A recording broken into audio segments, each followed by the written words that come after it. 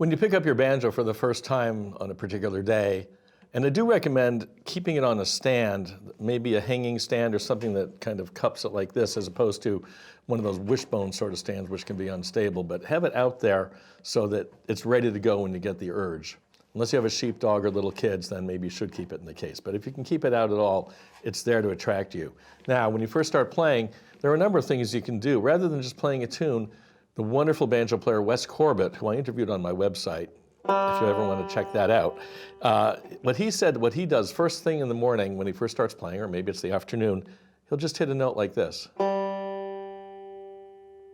and just let it ring. Another note. Just let them ring out and just get in touch with the sound of the instrument, kind of like you're communing with it without playing really fast bluegrass or something like that. Just let the instrument speak to you almost. It's a really beautiful way to start playing, just very, almost a meditative sort of a thing. Then there are other things you could do. I could suggest working with a metronome to start with. In fact, all the time work with a metronome, or almost all the time. Maybe do simple rolls, 2 notes per click. I'm at 84 here on the metronome. Something like this, maybe even a little bit slower, but 3rd string, 2nd string, 5th, 1st. You could do 1 note per click for starters. This is an alternating thumb roll.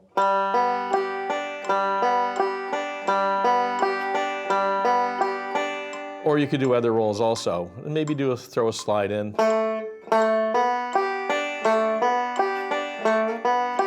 That sort of a thing. Then you could also do pull-offs and hammer-ons. Focus on the left hand. There's right-hand time, but then there's also left-hand time. And you could go pulling off 2 to 0 on the 1st string with the ring finger. Get a good snap out of it. And then 1 to 0 on the 2nd string, 2 to 0 on the 3rd string with the middle finger, and 2 to 0 on the 4th string. Or you could pull off 5 to 0 with the pinky, 4 to 0 with the ring, 3 to 0 with the middle, 2 to 0 with the index. And go across the string and really get under them so they snap.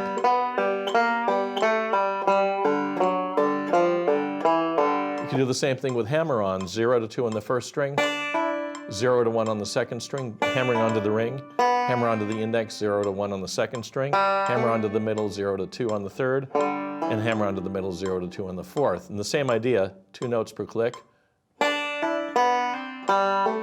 And you can do multiple times on each string, 4 times, for instance.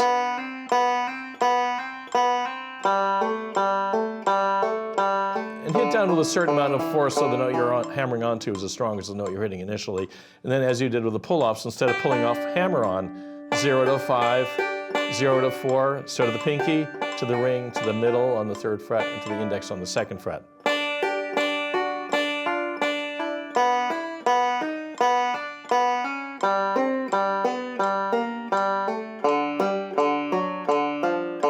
Again, 2 notes per click. So those are a few things, just kind of that meditative beginning, some simple rolls of the metronome, and then some left hand work. And there are other things you can do too, but these are a few ideas to get you started each day.